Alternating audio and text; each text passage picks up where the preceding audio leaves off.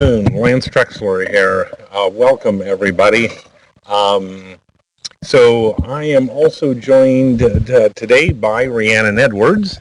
Hello, everyone. And also working with us now in resource facilitation is Peter Bespikos. And he is here also working as a consultant with us. So during the course of this webinar, as usual, please just ask questions as you so desire via the chat room. And also to make it interesting, Rhiannon and I were talking, and we decided that rather than do this presentation today, we would sing all of the arias from Giacomo Puccini's La Boheme. Or we could alternate with rap and arias, depending on your preferences. So please let us know your musical tastes, and we'll get you through brain injury even quicker. Um, so anyway, thanks for being on as usual. Today we're going to go over the new Indiana Brain Injury HRSA grant. And as folks, um, so thank you, Jonathan. Yeah, we'll spare you. Um, so of course, in the past, HRSA grants, they were through vocational rehabilitation. And while certainly vocational rehabilitation is a major part of this grant, our main partner this year is the Department, for this grant is the Department of Corrections. So that we're going to go over the grant, and we're going to go over some, I think, fascinating, frankly terrifying data about brain injury and criminal behavior.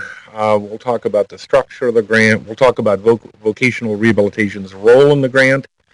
And hope you find it interesting and fire your questions away. So now I'm going to see if I can remember. Ted always does a beautiful job of getting me oriented, but then I'm always completely disoriented when it comes to how to advance the slides. Do you remember how to do that, Rhiannon? Where?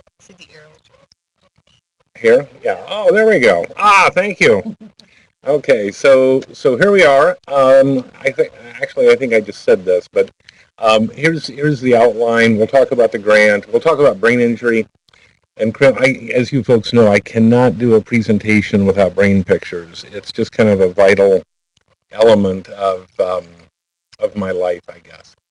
We'll talk about the results that we've got in already from the first year, and we will talk about now how resource facilitation and PACE are working together to pull this project off.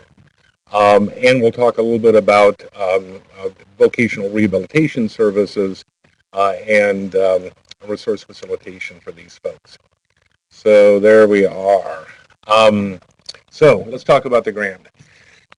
So what you folks know that resource facilitation has been shown in a variety of studies to improve return to work significantly and is associated with huge economic benefits to the state and to the people who return to work.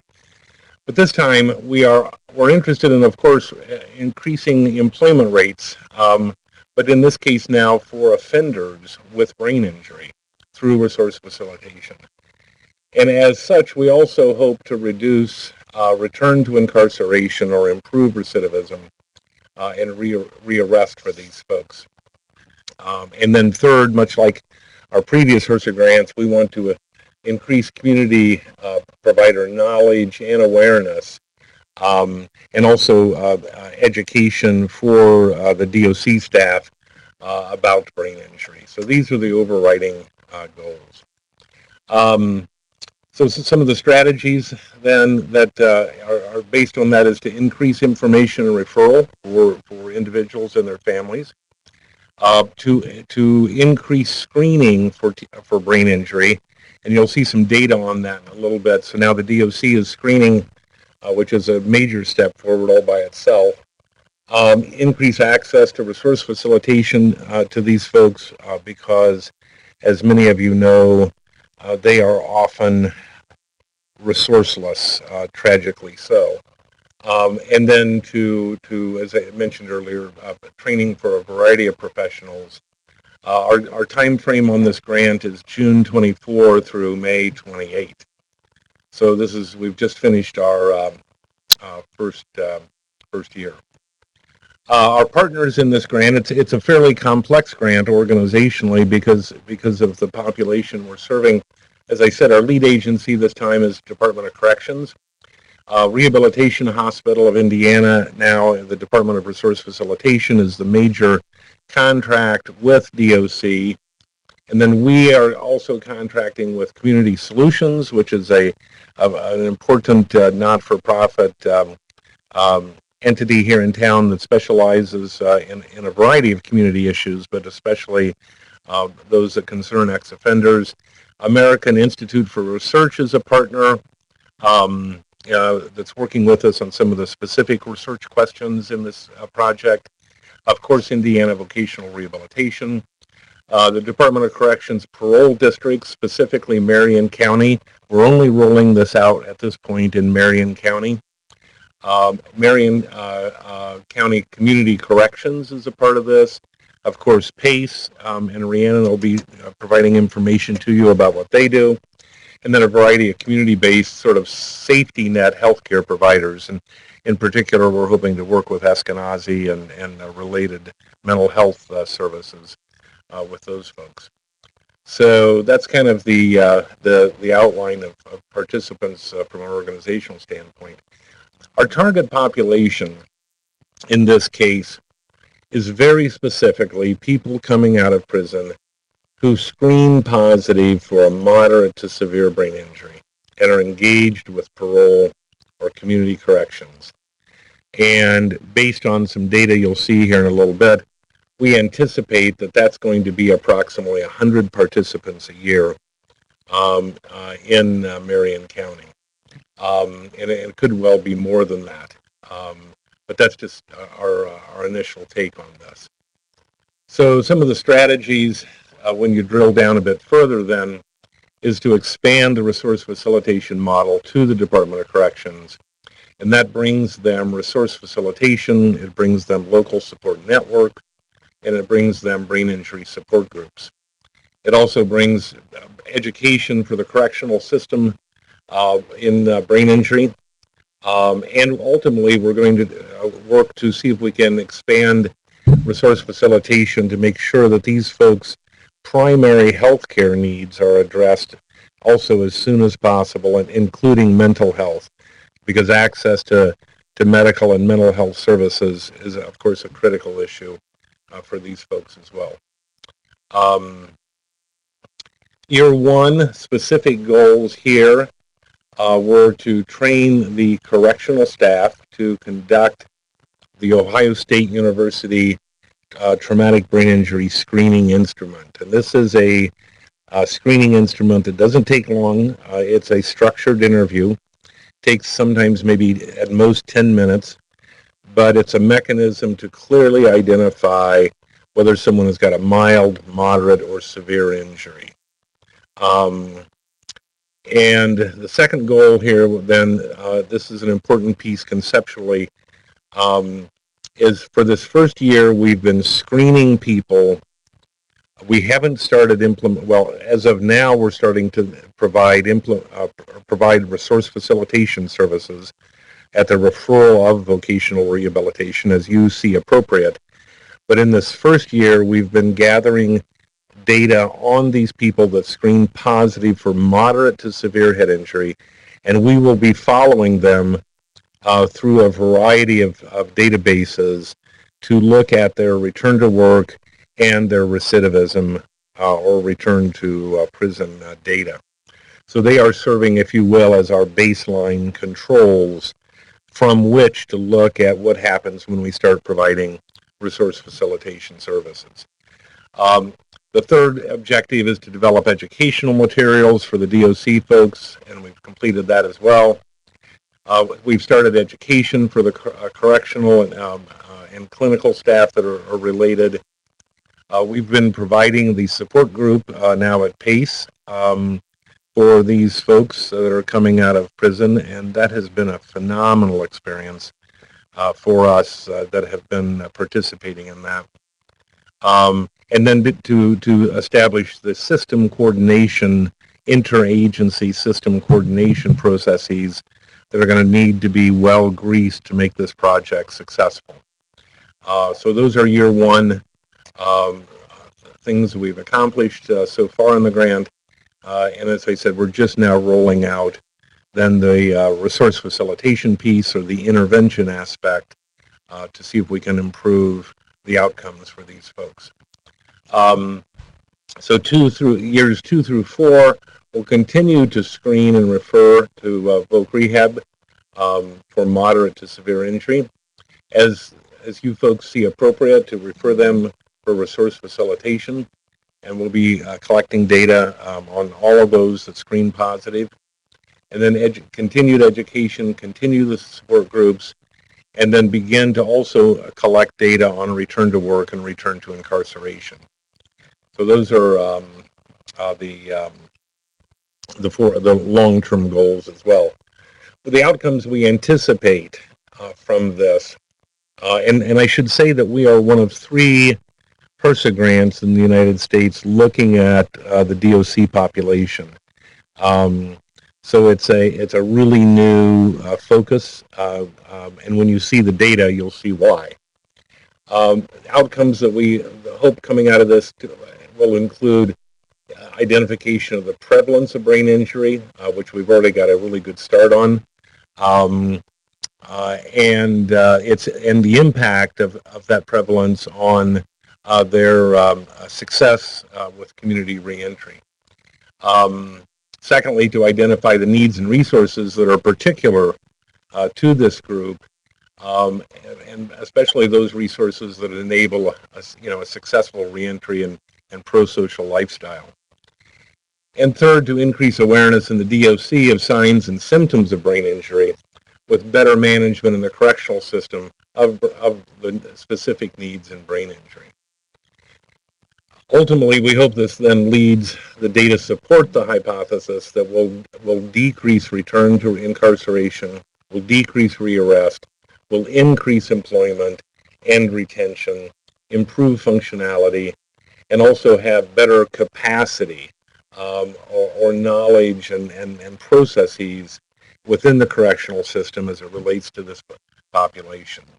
So big goals.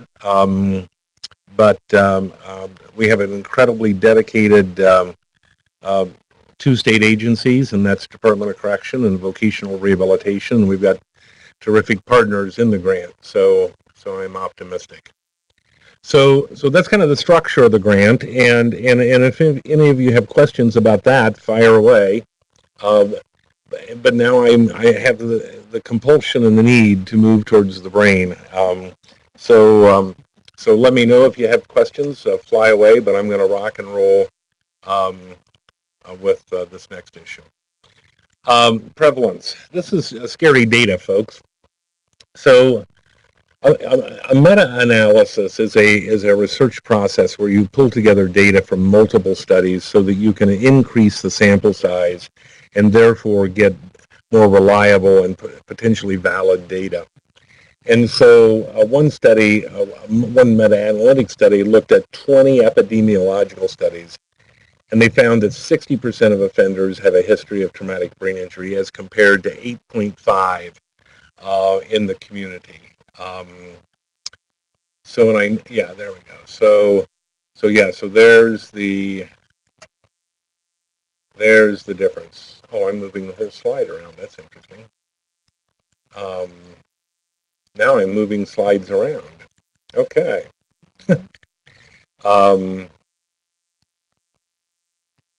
Yeah. Oh, and so Shell, thank you. You've got a question. Do you want to respond to that verbally, Rhiannon, or?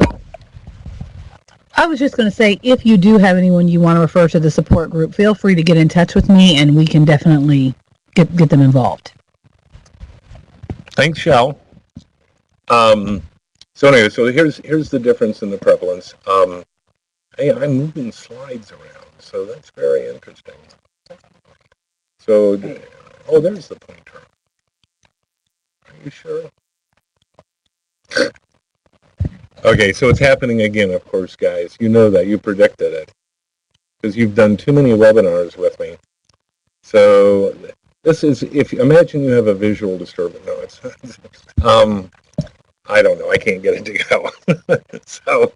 um, so yeah, we did that one.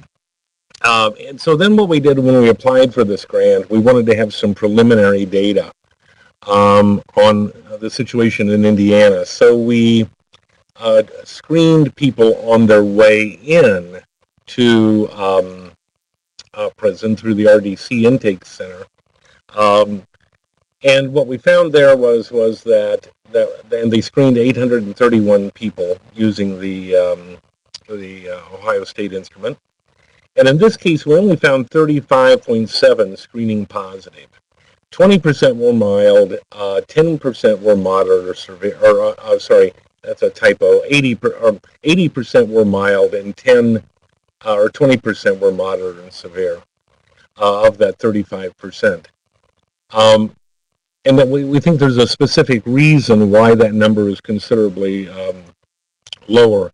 But even based on that, inmates with a history of TBI were found to be 1.5 times more likely to have a prior arrest than those folks that did not screen. So it's the first bit of data that suggests that traumatic brain injury is a risk factor for incarceration, which is just a horrible thing to say, but it is. We think that the rate was low because we were screening as folks were coming into the system, and many of these folks want to avoid psychiatric placement or specialized prisons for a variety of reasons, so they're often really reluctant to endorse any kind of difficulty. So, is that right? No, that isn't right. There are missing slides. Or maybe they're not. Okay, so in terms of phase one, then the data that we've gathered for year one.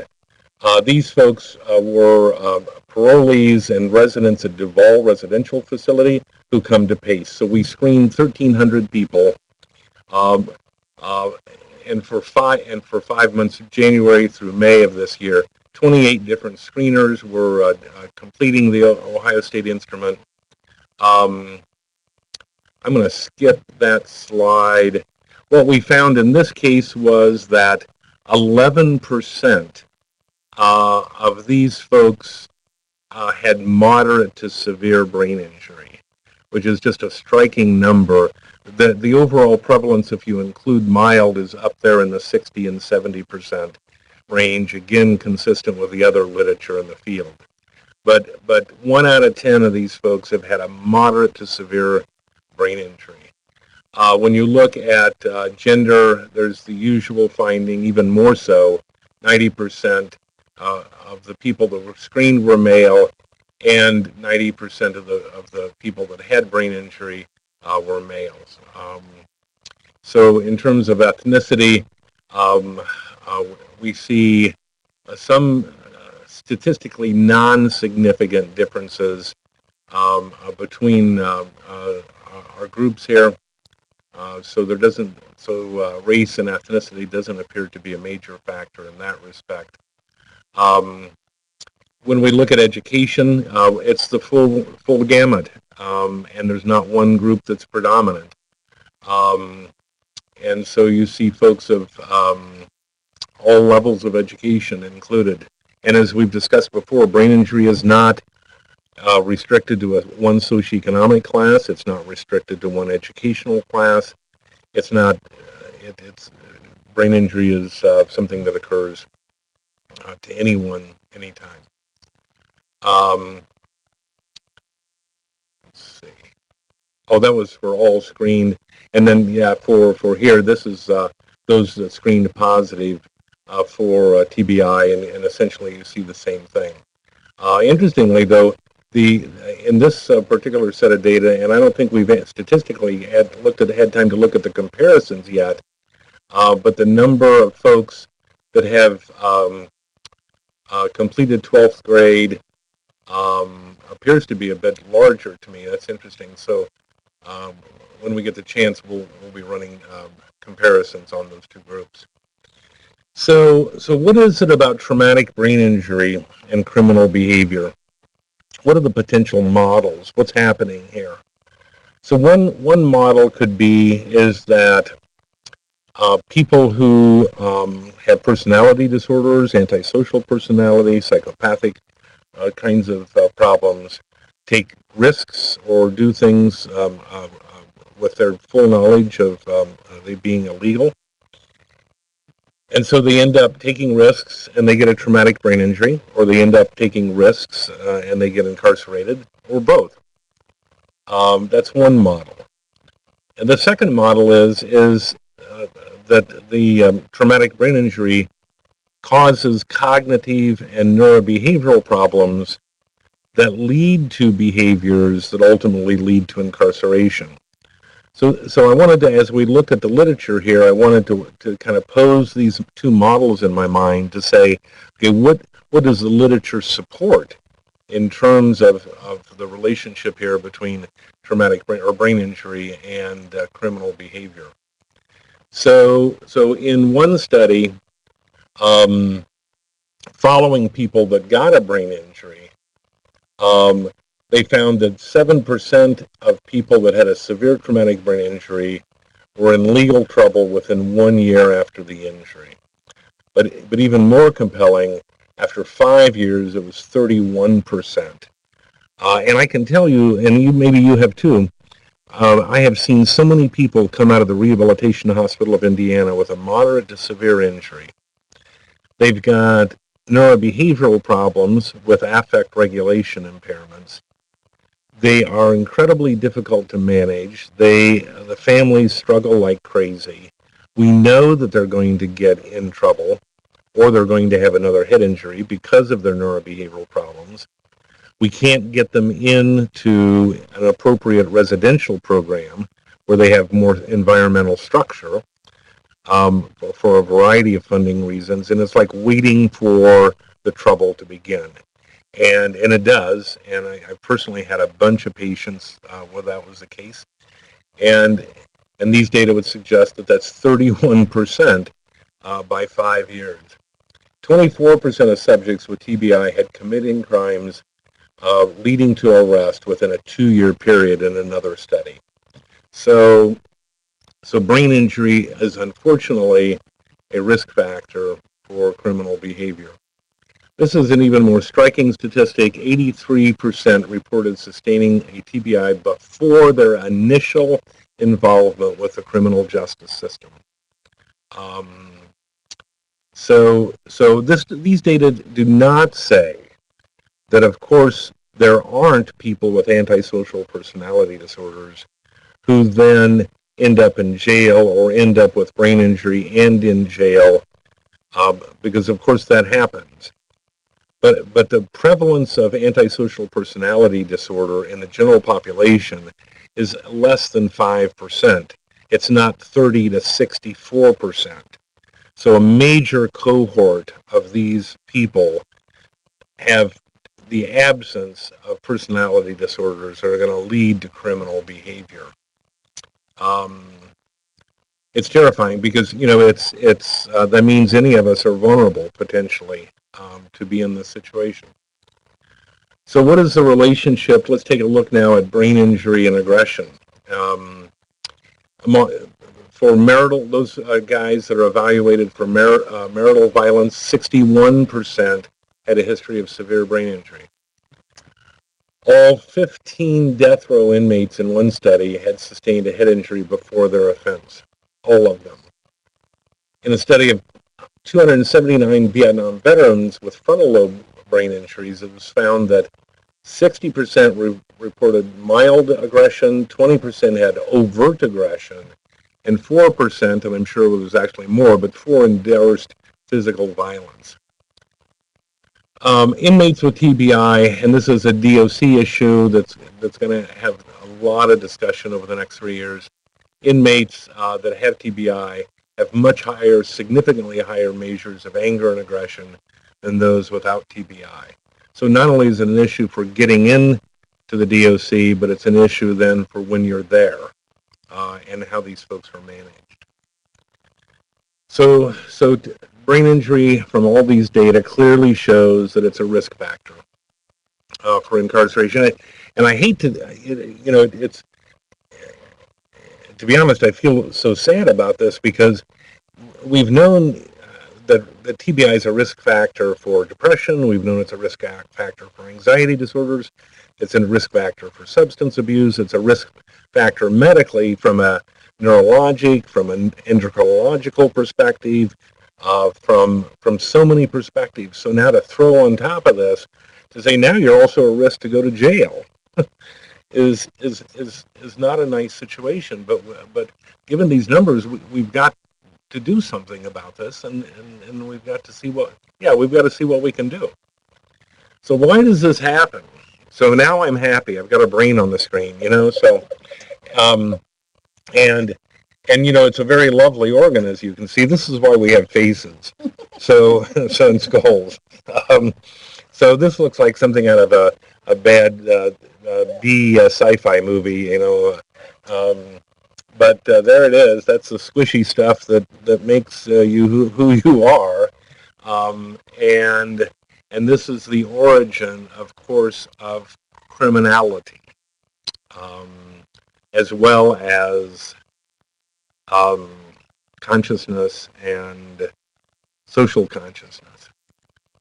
I have to bore you with this quote. I don't think I've given it to you before, but it's from the 4th century, from Hippocrates. And there's a typo in here, but men ought to know that from nothing else but the brain come joys, delights, laughter and sports, and sorrows, griefs, despondency, and lamentations. And by this, in a special manner, we acquire wisdom and knowledge, and see and hear and know what are foul and what are fair, what are bad and what are good, what are sweet and what are unsavory. And by the same organ we become mad and delirious, and fears and terrors assail us. All these things we endure from the brain when it is not healthy. In these ways I am of the opinion the brain exercises the greatest power in man. So we've known that since the 4th century, but so much of our thinking in daily life attributes our behavior and our feelings to so many other things rather than to this brain of ours.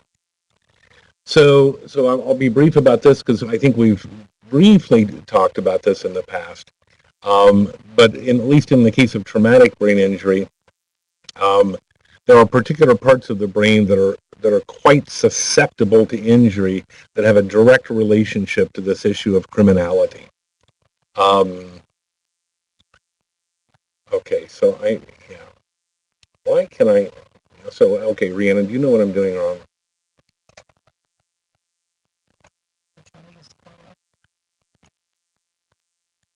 Okay, so, okay, I can't use the pointer.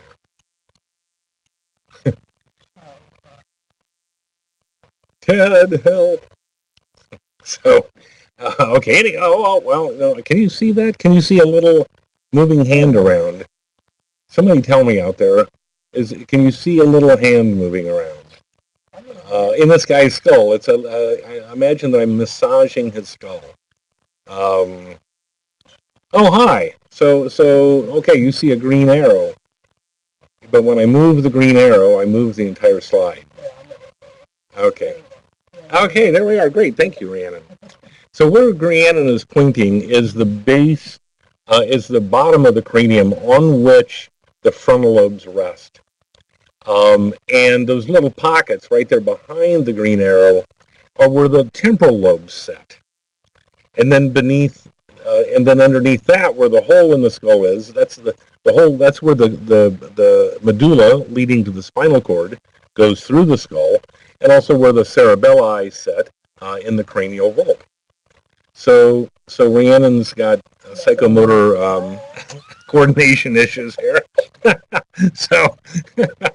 So anyway, so what you can see is that the skull, the base here, the point is it's quite rough. and it has these sharp edges. So when trauma occurs, your brain is the squishy, soft stuff flying around against these bony structures, causing not only neuronal injury, but then contusions, bruises, tearing, and all kinds of other nasty stuff in the temporal and frontal regions. So this is what it looks like on a CT scan. So now we've got a guy here. These are at the very anterior portions of the frontal lobes. This would be like right above your eyes. Those two white areas are blood in this person's frontal poles as a result of trauma. So resulting in an obvious lesion to this part of the brain, and that's because of those rough surfaces at the cranial vault. So when we take a look at frontal lobes, there are some major divisions here. Frontal lobes represented 60% of the human brain, and for a reason, because ultimately the story is that frontal lobes guide the extent to which our behavior is adaptive or not. At the end of the day, that's what they do. But briefly, the blue area, it begins, the blue area is the beginning of the frontal lobes from anterior to posterior, and the blue area is motor cortex, so that's controlling the opposite side of your body. And then the yellow area is what's called premotor cortex, and that's an area that's involved in motor programming, for example. So when you're doing your golf swing, it's that part of your brain that's planning and organizing your movement and then telling the blue area how to do it. And then the pink area and the green areas are what are called the prefrontal cortices. So on the bottom slide there, you've got some green area underneath the blue, yellow, and pink. That's part of the what's called limbic prefrontal cortex, and the pink area is then also part of the prefrontal cortex. So let's drill down on that a bit. So, hey, Rihanna, would you grab Ted so I can figure this pointer thing out? Or Peter things. So we're going to now divide up these frontal lobes in some particular way. And I'm going to break it into two major sections. One area is going to be referring to the to this very anterior part of the pink area. It says PC on there for prefrontal cortex, and Ted is here to rescue me. Yeah, no, I want to put the pointer on it, but when I put the pointer on, what am I doing? I always do this, Ted. Actually, I think I've just broken Ted's computer beyond comprehension.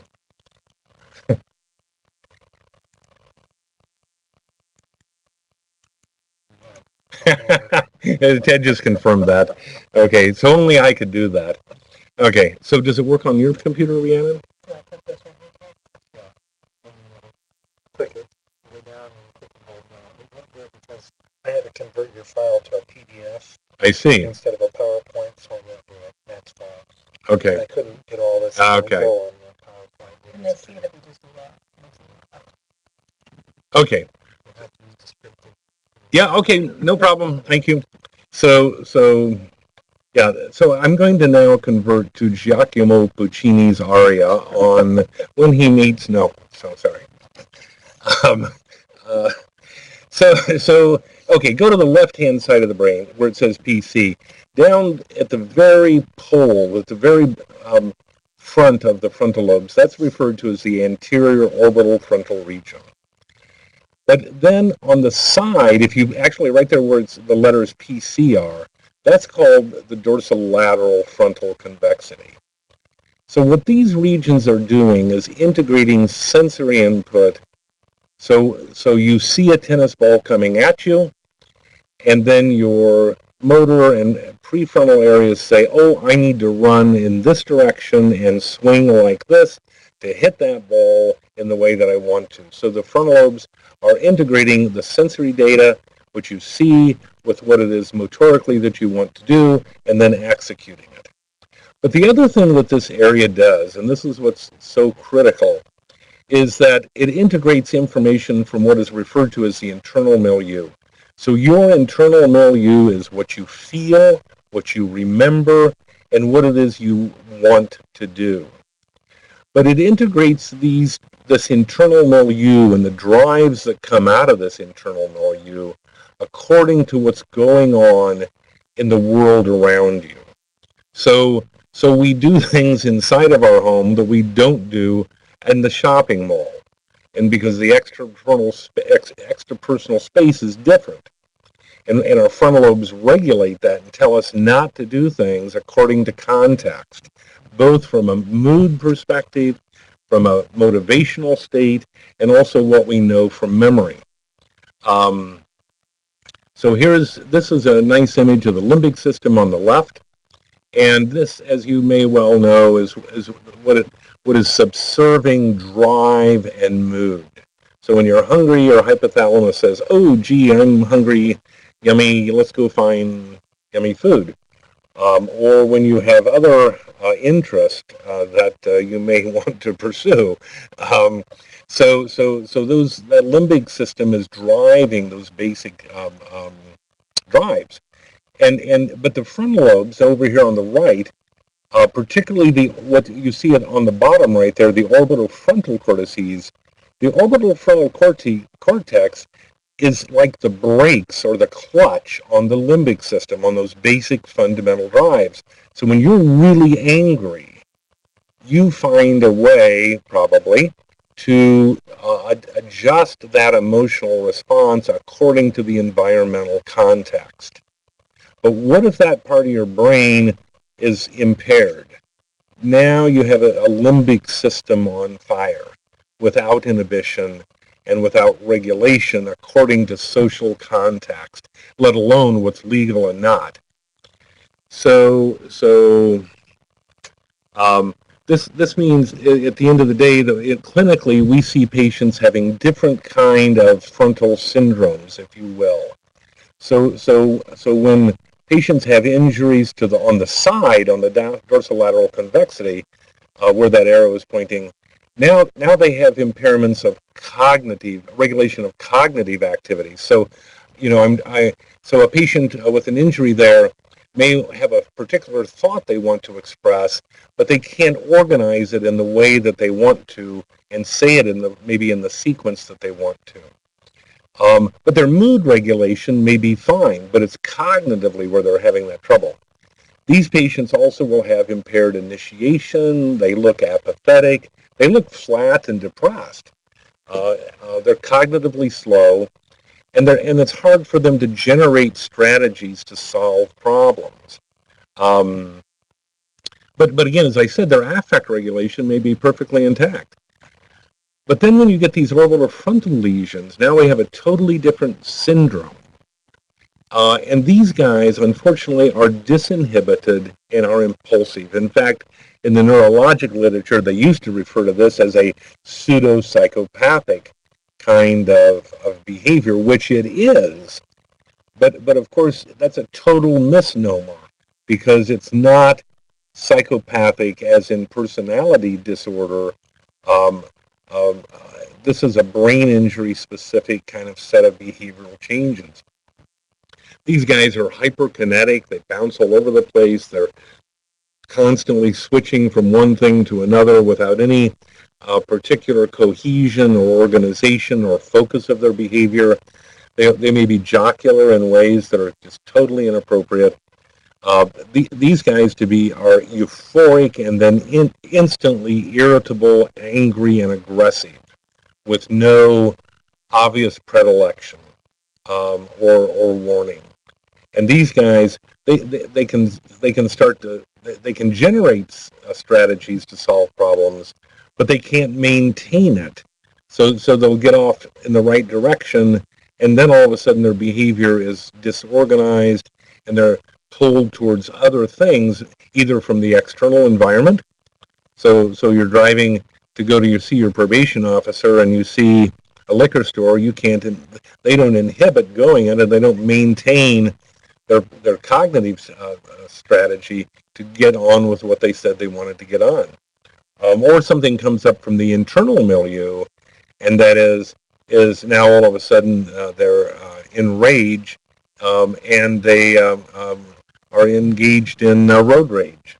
So you see this dysregulation of cognitive in the frontal syndrome 1, and then the dysregulation of both cognitive and affect regulation in syndrome 2. These are not things you want to have. I remember distinctly one patient in particular. He had a severe head injury. He was walking, he was talking. You would never know this guy had a brain injury.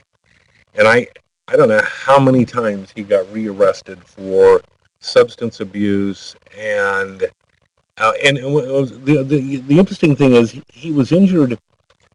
There was litigation around the injury, and this guy was awarded like $3.5 million, and he was given. They had to control his entire life, and even then it wasn't successful because he was in jail, and he'd be in jail within a week of getting out, and I was rearrested, I don't know, 15 times. It's just a tragic scenario. There's also a third syndrome that's now associated with more ventral and more medial lesions there. This is an image of the brain as if it were cut in half. And so now we have, when injuries occur further back and in the middle, now we see it involving the limbic prefrontal cortex. And these guys have decreased drive and decreased motivation. And unfortunately, this is when they used to do lobotomies or lobotomies. This is where they would slice away some of the connectivity, and that's why those folks would literally just kind of sit there in a bulic automatic state for the next 60 years of their life. Further, I've had patients with injuries here that come in and say, you ask them how they're feeling, and ultimately what they end up saying to you is, I don't feel anymore. I don't feel happy. I don't feel sad. I don't feel. And these lesions are often associated with very dense amnesias. So that's a third syndrome that I just wanted to share with you. But it's the second one that is, of course, the problem with respect to criminality. Many times traumatic brain injury is not selective to one or two of these syndromes. Many times patients have elements of both. But it's this group right here that has the huge risk factor for ending up with incarceration. So when we looked at, when we look at the brain injury and how does this impact then their behavior on a more functional basis, these include, as you well know, I suspect, attention deficits. So they have trouble focusing. Guards think they're not paying attention to them. Parole officers think they're blowing them off. They have memory deficits, so they forget their appointments. They don't show up when they mean to. They have difficulties with regulating their affects, so that's why they're having more incidents in jail than non-TBI folks. As we've discussed, they have poor inhibition, so theft, drug use, rage. I didn't put the study in here, but in the one, there's another study out on females. Just like males, females with capital offense have a 100% probability of having a brain injury as well.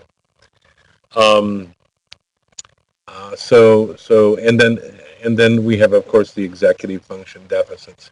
So difficulties actually doing what you say you want to do. And so people blame the patient for behaviors that are directly attributable to the brain injury, which is analogous to blaming someone for having hemiparesis. Not that with the appropriate rehabilitation, people can't learn to get some handle on that, but what percentage of these people do you think have had brain injury rehabilitation? So this is a chronic condition. We know that, at least in moderate and severe head injury, we know now, we've always known, or known for a long time, that there are risk factors for medical issues, psychosocial difficulties, vocational stability, but now, unfortunately, as we've said, it includes criminality and incarceration.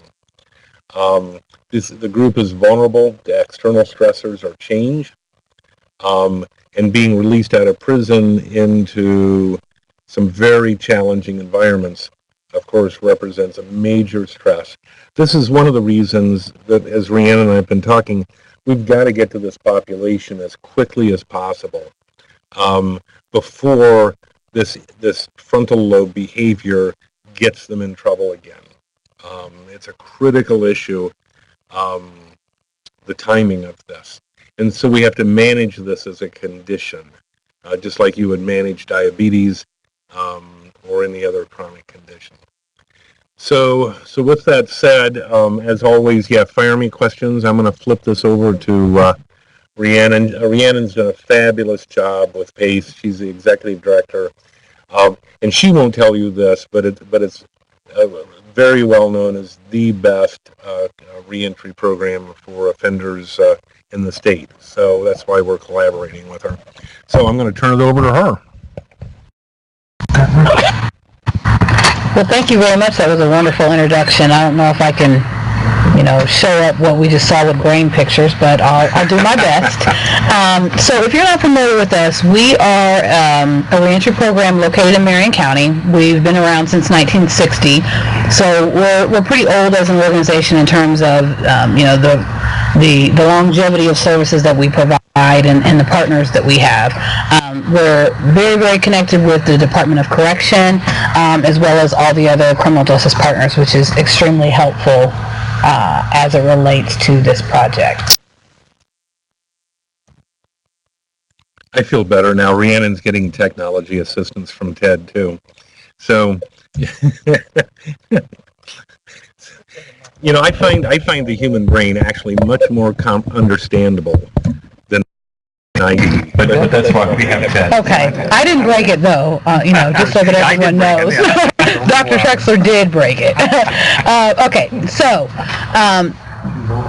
the basic premises for our organization is to help people that are incarcerated return back into the community, and through that we want to promote public safety. We don't want them committing additional crimes. We don't want them going back into the system. We want to stabilize the neighborhoods that they come from by creating law-abiding citizens that work and pay taxes like the rest of us. So that is the overall goal of everything that we do, and it's kind of why it makes us a really good partner for this project. As I said before, we've been around since 1960.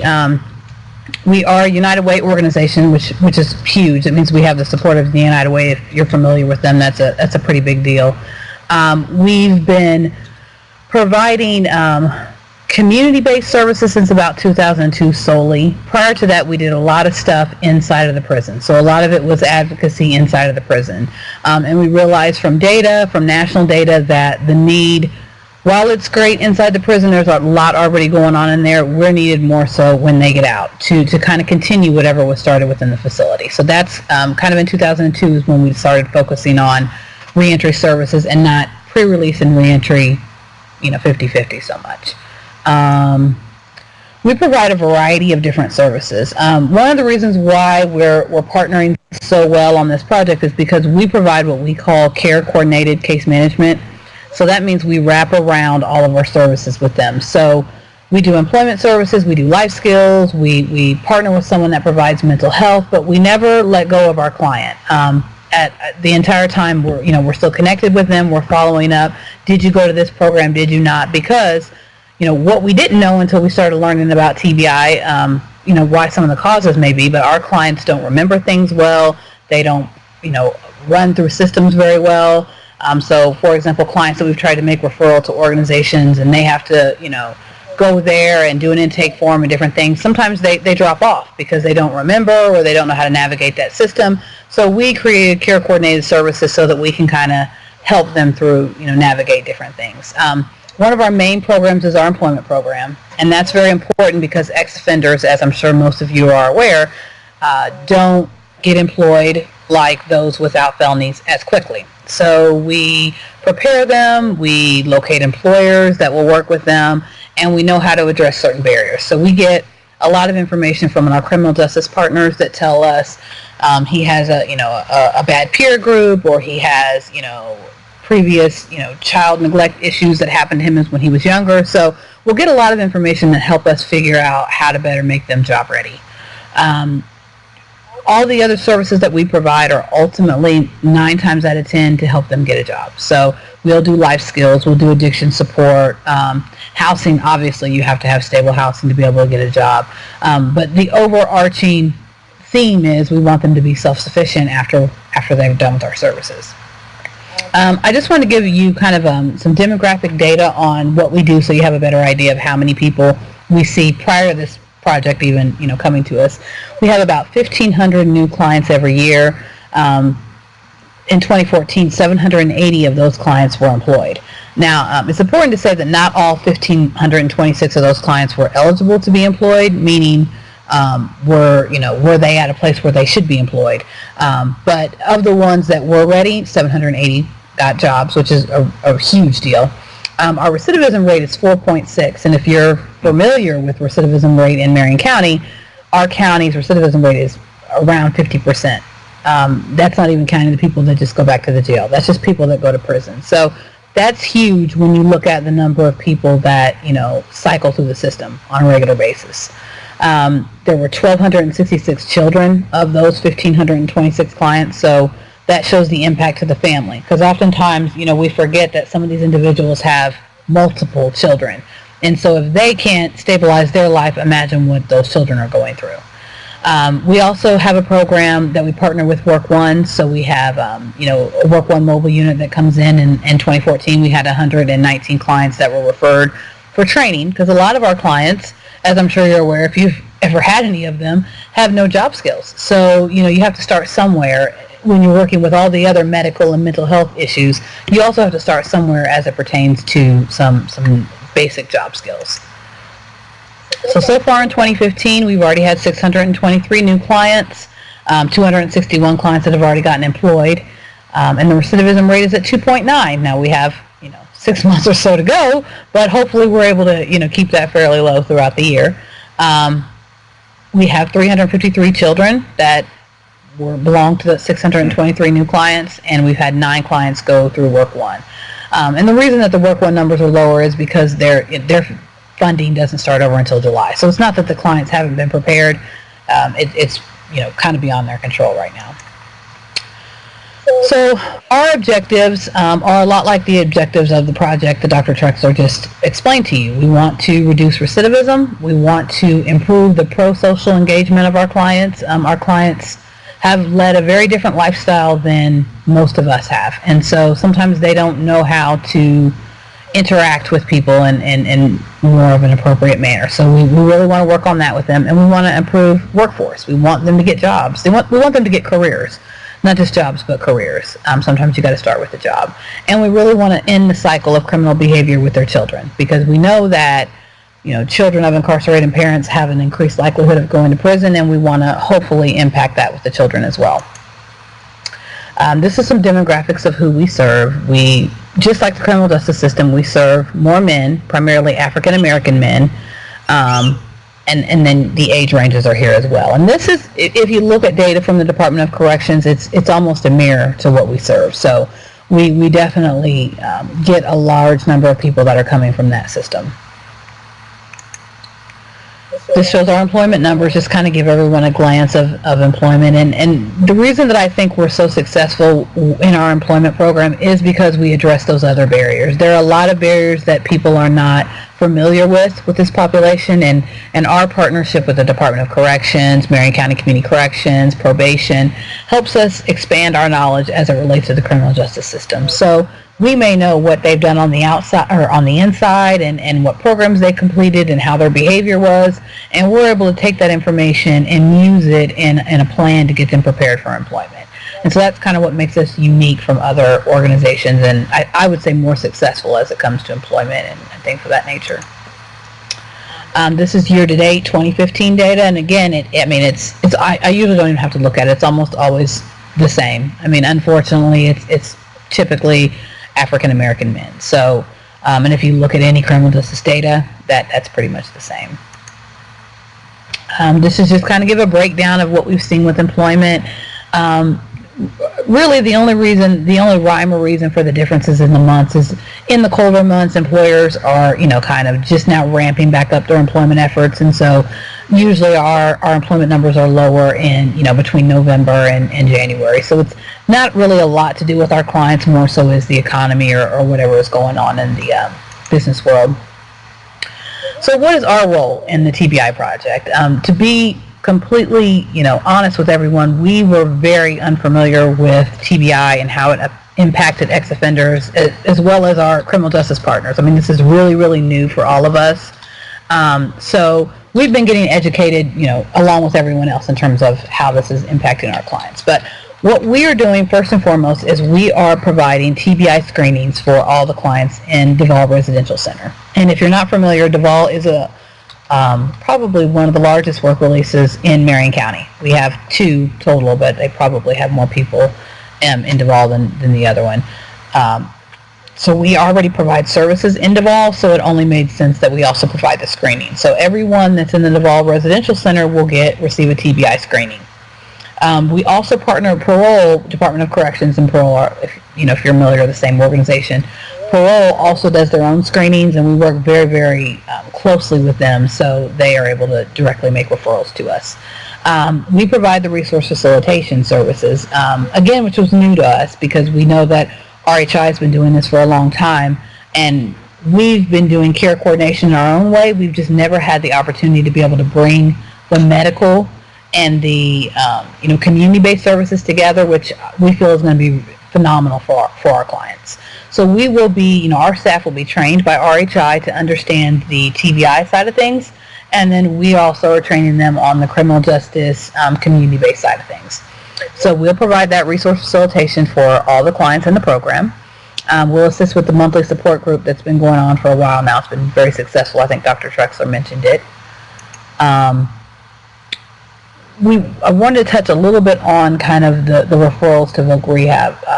As Dr. Trexler mentioned, our clients have memory issues. They have problems kind of understanding certain things. So we'll help them navigate the vocational rehab system. They don't really know what voc rehab is, and so we've kind of had to do some explaining. This is what the system is. So we assist them in making the phone calls to actually initiate the service, and we're throwing it around now if we're going to need to actually go with them to the first appointment. And I wanted to bring that up because I think it's just important for any of you that will potentially provide the VR service for them, that they're going to be a little bit nervous of this whole project. A lot of them just found out what a traumatic brain injury was when we provided the assessment with them, so they're a little bit nervous. They're excited to finally figure out how to make themselves better, but they are also a little bit nervous. So we're really spending a lot of time figuring out how to better help them navigate that. Can I add something there, Rhiannon, on that issue? Just, I think so. Well, I don't know. Am I? Yeah, I am. Okay. So it's amazing when we've been going to the support groups and what I've been hearing from the 2 resource facilitators. Can you hear me okay? Hit that button right there. Am I not on? I don't think you're on. Yeah, no, I am. Are you? Okay. Yeah. There you go. So it's amazing how many of these people have had severe brain injuries, and most of the time they were admitted. Of course, they were admitted to the hospital. They were at Methodist for a week. They got discharged, and that's it. Or they got admitted to Wishart Ashkenazi and discharged, and that was it. And so when you start explaining to them the effects of this brain injury in terms of their behavior, their emotional reaction is just striking and compelling. And so wouldn't it have been nice if we could have prevented the crime in the first place with appropriate treatment and intervention? But now for these guys, after spending 6 years in prison, it's just an incredible emotion, and for their families too. So I just kind of wanted to throw that out there. And that's a very good point. We were not prepared for their reaction. I mean, we've been, like I said, working with this population for a long time. And we have, men that we're given an assessment on, and they come in and they're the strong man, and, they have no reaction to anything that we're talking about. And then we give them this assessment and we tell them what they have, and they just break down in tears, to where we've had to, we'd have to do things differently in the process of how we screen them, because we know from now, from experience from when we started, they're going to be very, very emotionally impacted from this information. So it's been very great for our staff as well to kind of understand the whole traumatic brain injury. So that's pretty much all I have, unless anyone has any questions, and I'm sure Dr. Trexler will want to jump in with some stuff now. Well, so we do have a question. Hi, Jan. You've got the question about addressing treatment in terms of medication. So the problem on that is, yes, we frequently in our initial evaluation will recommend two kinds of medications, depending on the patient. Some of those medications are for enhancing cognitive functions. So, for example, in a patient with a frontal lobe injury, we're often recommending medications that are called medications that are dopaminergic. Dopamine is one of the neurotransmitters that is particularly involved in frontal lobe functions, or we may recommend because actually, paradoxically, these patients, while they are hyperactive, it's just like ADHD. Appropriate dopaminergic agents actually calm a patient with a frontal lobe injury, just like they do in ADHD. Or we may make recommendations about medications that enhance, for example, memory functioning. So that's one class. And then, of course, so there are some medications that can be helpful for these frontal lobe patients. It is seldom sufficient, but it's often necessary.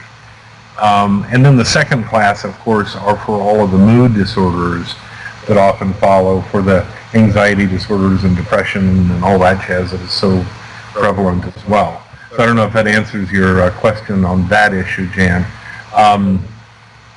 But if not, please let me know. And then your question about Marion County. Yes, we are only doing this project in Marion County in terms of screening people coming out of prison. That's the only place we're doing this at this point. We have seen folks from throughout the state, though, in resource facilitation on referral from vocational rehabilitation that are ex-offenders. That's not new. What's new is our collaboration with PACE and the screening when they're coming out, because we're hopeful that if we get to these folks really early, we can make a difference in recidivism and return to work earlier on. So we prevent the problems, just like we're trying to get people earlier after their brain injury into resource facilitation. So hope that clarifies that as well, Jan. Good questions. Thank you. I just wanted to add one thing on the support groups. One of the wonderful things about the support groups, and the reason why it's really just been, ex-offenders that have been in that group, is they have very unique issues, and so they may go to another support group where an individual is, very successful in their career, and they have a TBI, and their barriers are going to be very different from those that our clients have, so they'll be intimidated, and they won't feel comfortable to open up, and it'll really defeat the purpose of the support group. So it was a wonderful idea that I can't take credit for, I wish I could, to have it, just for those, with criminal convictions to be in this group together, because I think it's really helped them see, especially since they had no idea what this was 6 months ago. They didn't even know what a TBI was, or if anyone ever told them they had one. I think it's been really great for them and their families as well to kind of understand what exactly is happening. All right. So, questions from the cyber space universe of VR. There's a lot of people on the call. Thank you very much. I'm delighted. Yeah, and please give it. I always say this, so I'm perseverating now. But Please give us feedback on this. Please make recommendations. Please tell us what you want in further webinars. We will keep you updated on this project, and I think it'd be a good idea maybe if Rhiannon and I did one maybe a year from now, so you can see what's happening as we roll out resource facilitation with this team. Also, I just want to mention too, I mentioned that Peter, the speakers, was with us now, and Peter is going to be working with us on this grant, specifically focused on system coordination between parole, PACE, vocational rehabilitation, and resource facilitation. So any questions you may have of him, I'll go ahead and fire them away because he's with us. Hey, Shell. Hi. Thanks for being on again. Do we have any screening for aggression? Yes, we do. We're doing that in a couple of different ways. So especially as we roll out this project, we're adding a couple of measures, but yes, screening for aggressive behavior is a routine for us. Whenever you're dealing with brain injury, it's part of the deal, you know. Usually it manifests not as frank aggression. It manifests as significant irritability. But as you saw from these data, it breaks through from irritability to aggression in a significant number of people as well. So if you want names of instruments too, Shell, I can shoot those out to you. Other questions?